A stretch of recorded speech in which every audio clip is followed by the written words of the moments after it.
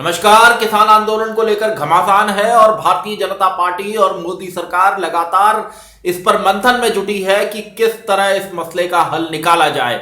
आज जो बातचीत हुई है वो भी बेनतीजा रही है। किसानों का जो रुख है वो और कड़ा हुआ है और उन्होंने कहा है कि अब वो 8 दिसंबर के बंद की तैयारी तो करेंगे ही, जो अगली बातचीत है उसके लिए भी उन्होंने स्पष्ट कहा है कि उन्हें सरकार से हां या ना में जवाब चाहिए कि सरकार इन कृषि कानूनों को रद्द करेगी या नहीं।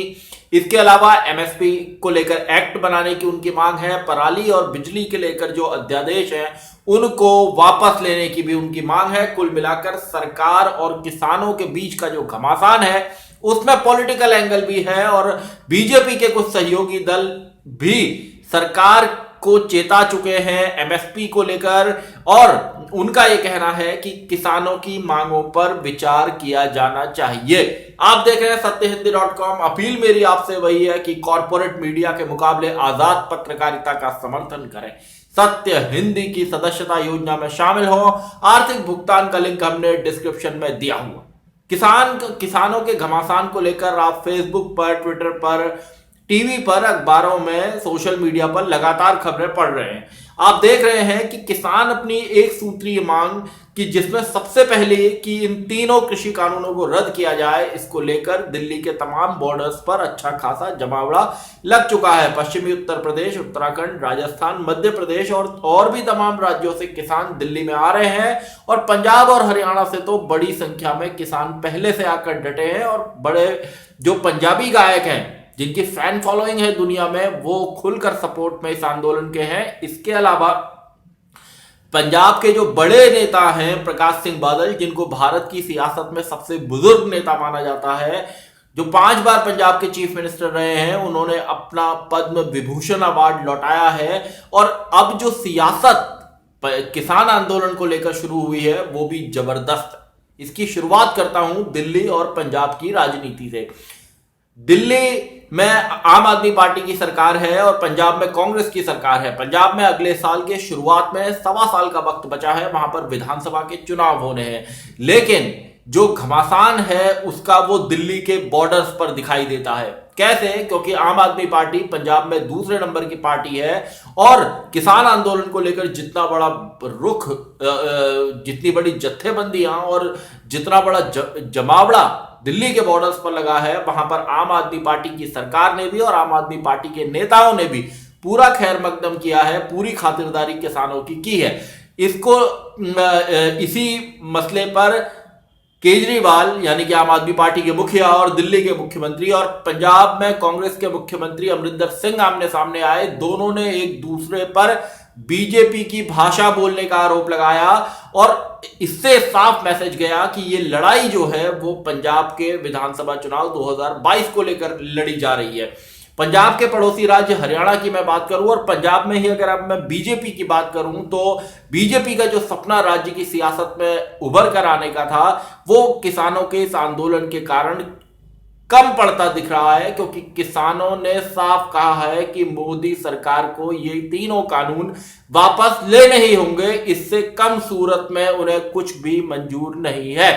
पड़ोसी राज्य हरियाणा में आप आइए तो यहां पर जननायक जनता पार्टी और बीजेपी की मिलीजुली सरकार है, लेकिन यहां पर कि जो तमाम किसान संगठन हैं और जो विधायक हैं, वो कई विधायक जननायक जनता पार्टी के भी वो खुलकर कह चुके हैं कि किसानों की जो मांगे हैं उनके साथ सहानुभूतिपूर्वक विचार भी होना चाहिए और उनकी जो मांगे हैं उन्हें माना भी जाना चाहिए। इसको लेकर जननायक जनता पार्टी के अंदर खलबली है।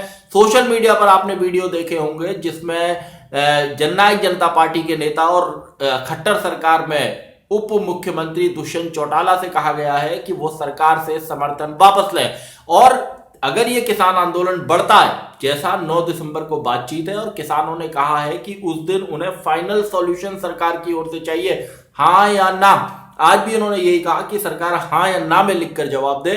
अगर 9 दिसंबर तक सरकार कोई फैसला नहीं ले पाती है, क्योंकि तमाम जो संशोधन है सरकार करना चाहती है, जो खबरें आ रही है, लेकिन किसानों को इन संशोधनों की जरूरत नहीं है, उन्होंने मना कर दिया है। उनका साफ कहना है कि उन्हें ये कानून रद्द चाहिए ही चाहिए, तभी वो दिल्ली के बॉर्डर्स को छोड़ेंगे।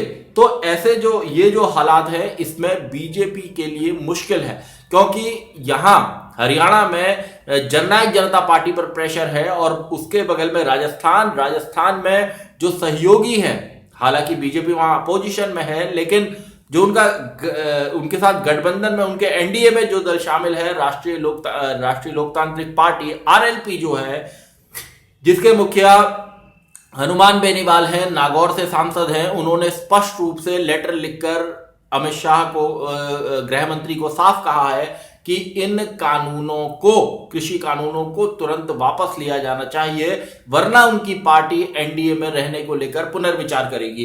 तो राजस्थान में अपनी सरकार बनाने के लिए बीजेपी को आरएलपी के सहयोग की भी जरूरत होगी, क्योंकि कांग्रेस भी वहां एक अपोजिशन पार्टी है। ऐसे में बीजेपी के लिए पंजाब से, हरियाणा से, यहां आपके राजस्थान से मुश्किलें खड़ी हो रही हैं और किसानों का मूवमेंट जिस तरह बढ़ रहा है, और उन्होंने कहा है कि 8 दिसंबर को जबरदस्त वो चक्का जाम करेंगे, दिल्ली की सड़कों को ब्लॉक कर देंगे, पूरे देश भर में प्रदर्शन करेंगे, उनके वीडियोस को वायरल करेंगे। उनकी यही मांग है कि सरकार बिना देर किए इन कानूनों को वापस ले ले।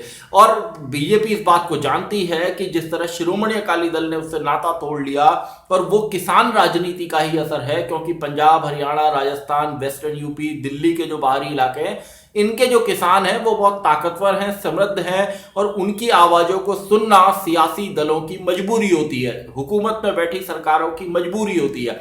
तो ऐसे में जब शिरोमणि अकाली दल ने नाता तोड़ लिया है, तो उसके बाद जननायक जनता पार्टी और आरएलपी, हनुमान बेनीवाल की पार्टी, इनके अंदर भी खलबली है, और ये जो प्रेशर बना सकते हैं सरकार के ऊपर, बीजेपी सरकार के ऊपर, मोदी सरकार के ऊपर, मैसेज वहां तक दे रहे हैं कि इन कानूनों को लेकर सरकार को विचार करना चाहिए, इन पर आगे बढ़ना चाहिए। अजय सिंह चौटाला जो जननायक जनता पार्टी के नेता हैं, दुष्यंत चौटाला के पिता हैं, उन्होंने भी स्पष्ट रूप से कहा है कि सरकार सबसे ज्यादा एमएसपी देने का दावा करती है, तो आखिर वो इन्हें लिखकर क्यों नहीं दे देती, इनके लिए कानून क्यों नहीं बना देती। तो सरकार की भी अपनी समस्याएं हैं, सरकार के अपने दावे हैं।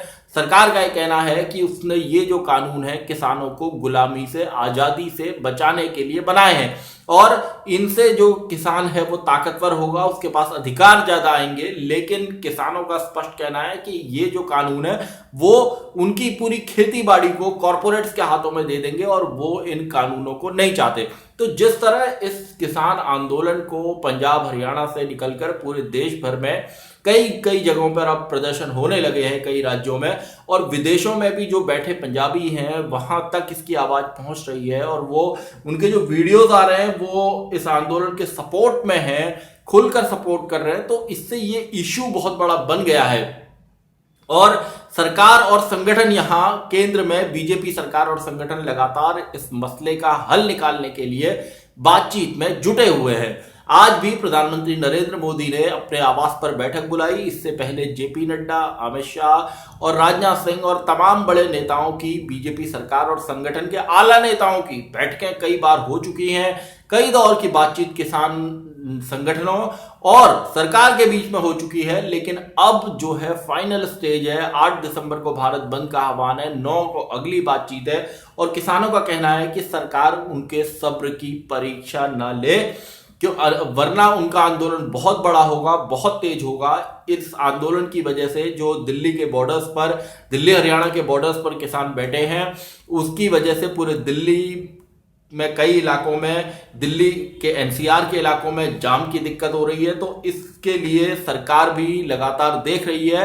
इस आंदोलन को राजनीतिक जो विपक्षी दल है उनका भी समर्थन मिल रहा है। ममता बनर्जी इसके ने खुलकर समर्थन दिया है। कांग्रेस इसके समर्थन में लगातार अपने सोशल मीडिया पेजेस पर काम कर रही है। हालांकि सरकार ने लगातार कहा है कि किसान अपने आंदोलन को समाप्त कर दें, क्योंकि ठंड का भी वक्त है, बच्चे और बुजुर्ग इस आंदोलन में हैं, तो किसान सरकार, लेकिन किसानों का स्पष्ट कहना है कि वो तुरंत चले जाएंगे अगर सरकार इन कृषि कानूनों को खत्म कर देगी, एमएसपी को लिख कर दे देगी, पराली और बिजली बिल के अध्यादेश को वापस ले लेगी। तो ये जो अब किसानों का आंदोलन अब पूरा हो गया है, वो आर और पार की लड़ाई है। घमासान बहुत ज्यादा बढ़ गया है।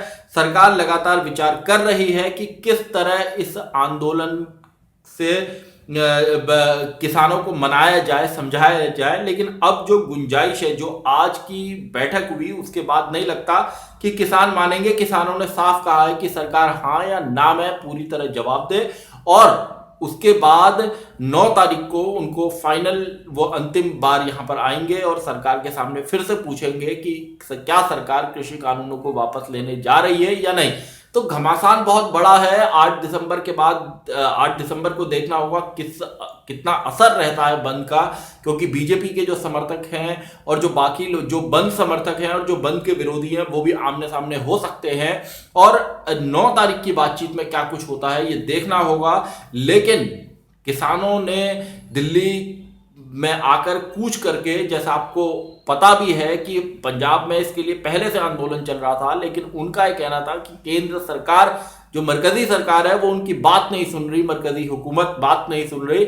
यहां पर आके उन्होंने सीधे सरकार तक मैसेज पहुंचाया है कि आपको हमारी बात सुननी होगी। अब सरकार अमेंडमेंट्स के लिए भी तैयार है, और अब किसानों का यह कहना है कि उनको संशोधन या अमेंडमेंट्स नहीं चाहिए, उन्हें इन कानूनों को वापसी उनकी चाहिए ही चाहिए। तो ये जो पूरा जो घमासान दिल्ली के अंदर सेंटर में बन गया है, देखना होगा कि 9 तारीख को कैसा उसका फाइनल रिजल्ट निकलता है। सरकार क्या पीछे हट जाती है या अभी भी कोई रास्ता निकल सकता है, जबकि किसान अपने कड़े रुख के साथ मौजूद है। इस सब पर हमारी नजर बनी रहेगी और इससे जुड़ी तमाम खबरें और वीडियो आपको सत्य हिंदी पर मिलते रहेंगे। धन्यवाद। सत्य हिंदी के और वीडियोस को देखने के लिए हमारे YouTube चैनल को सब्सक्राइब करें और सीधे नोटिफिकेशन पाने के लिए बेल आइकन दबाएं।